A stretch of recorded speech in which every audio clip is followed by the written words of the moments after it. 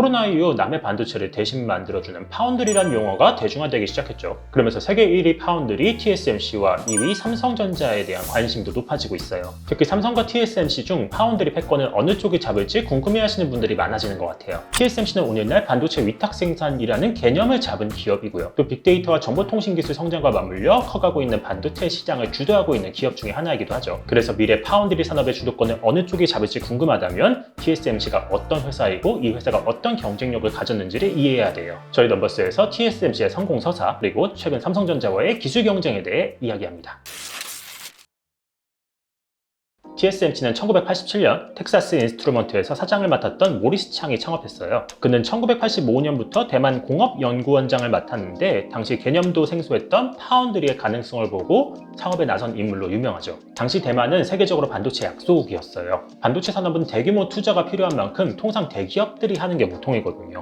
근데 대만은 이럴 투자를 할 만한 대기업들이 별로 없었죠. 그럼에도 모리스 창은 파운드리의 중요성을 알고 있었고 대만 정부를 설득해서 대만 적체전로 제조공사 일명 TSMC를 만듭니다. 대만 공업연구원의 한 구석 작은 라인에서 사업을 시작했으니까 시작은 굉장히 미약했죠. 당시 모리스 창을 일본과 미국의 반도체 대기업들에게 투자를 요청했었는데요. 하지만 그들은 파운드리의 성장 가능성을 낮게 보고 투자를 하지 않죠. 그러다 네덜란드 필립스에게 겨우 투자를 받아 1993년 첫 8인치 파운드리 공장을 설립하게 됩니다. 당시 TSMC의 투자 요청을 거절한 일본 기업들이 2000년대 들어 대부분 망하거나 규모가 엄청 작아졌죠. 반면 이들의 투자를 받지 못한 TSMC는 오늘날 반도체 세계 1위 기업이 됐습니다. TSMC가 성장한 건 1990년대 초 냉전이 종식되면서부터였어요. 군사보안이었던 첨단 기술들이 민간에 풀리면서 미국 실리콘밸리를 중심으로 칩 설계를 잘하는 기업들이 많아졌는데요. 그들이 처음엔 일반적인 칩 메이커들한테 칩을 만들어달라고 요청했지만 규모가 작고 채산성이 낮다며 모두 거절당해요. 그러다 보니 당시엔 생소했던 파운드리 전문업체 TSMC까지 기회가 간 거고요. 결국 이러한 시장 변화는 TSMC에게 신의 한 수가 됩니다. 당시 TSMC의 파운드리를 거치면서 성장한 기업이 오늘날 시가총액 500조 원의 엔비디아가 대표적이고요.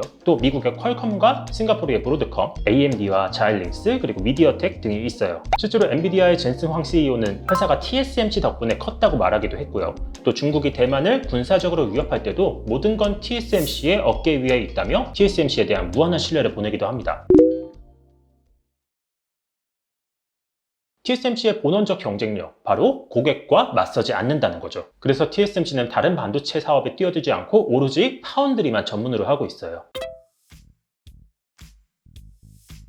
실제로 삼성이나 인텔같이 설계와 제조를 동시에 하는 회사와 다르게 TSMC는 파운드리 전문 업체로서 고객들을 끌어들일 만한 이점이 있죠. 예를 들어 칩 설계만 하는 팹리스 업체로선 삼성이나 인텔에게 자신들의 설계도를 맡기면 기술이 유출될 수 있으니까 찜찜할 거예요. 반면 TSMC는 오로지 파운드리만 하고 있고 또 지난 30년간 설계도 유출 관련 이슈가 전혀 없었으니까 고객들로서도 마음껏 설계도를 맡길 수 있겠죠. 실제로 모리스 창 CEO는 TSMC 창업 당시부터 고객과의 신뢰를 최우선으로 하는 겟코 신임을 원칙으로 세웠다고 하고요. 또 도덕성이 훌륭해야 사업이 잘 풀린다는 말도 입에 붙이고 살았다고 하죠.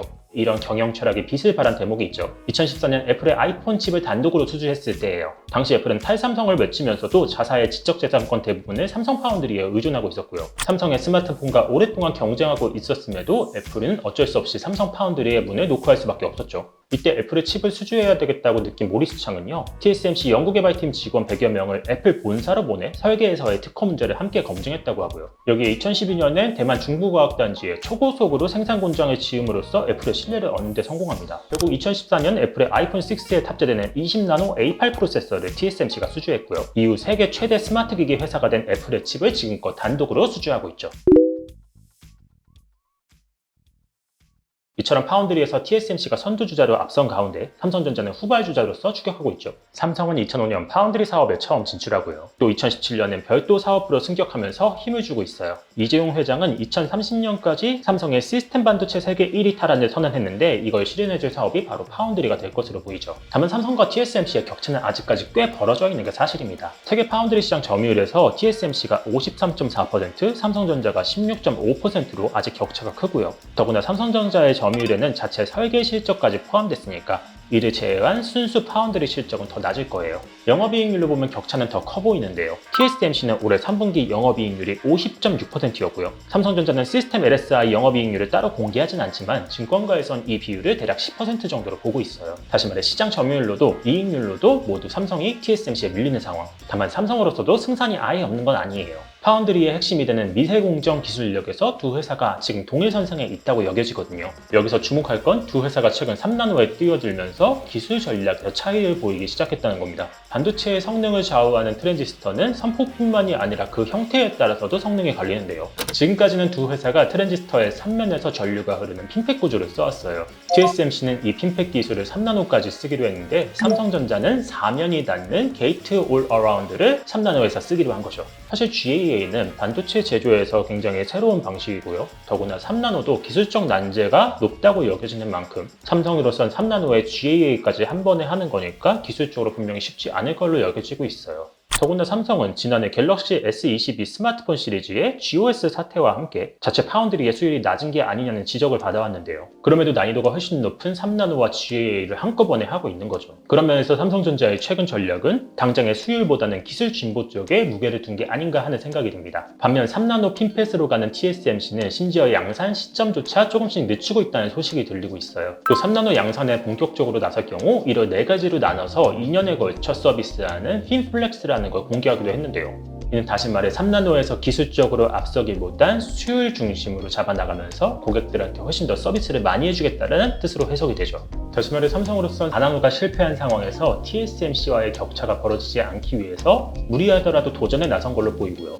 TSMC로선 지금 앞서고 있는 만큼 시장 굳히기에 나섰다고 볼 수 있겠죠. 여러분들의 생각은 어떠신가요? 사실 지금 상황에서는 삼성과 TSMC 중 어느 쪽 전략이 옳다라고 단정짓기는 어려울 것 같아요. 다만 만약 삼성전자가 TSMC를 뛰어넘을 수 있고 또 수율도 안정적으로 확보가 된다면 지금의 위기 상황에서 도전에 나선 게 나중에 반전의 계기가 될 수 있고요. 향후 TSMC를 뛰어넘어 파운드리 시장 패권을 잡을 발판을 마련할 수도 있을 것 같아요. 기술을 앞세운 삼성 그리고 안정을 택한 TSMC 과연 미래의 파운드리 시장 패권을 잡을 업체는 어디가 될까요? 하시고 싶은 말씀, 궁금하신 내용 댓글로 남겨주시면 저희가 취재해서 답변해 드릴게요. 이번에 저희 넘버스에서 준비한 이야기는 여기까지입니다.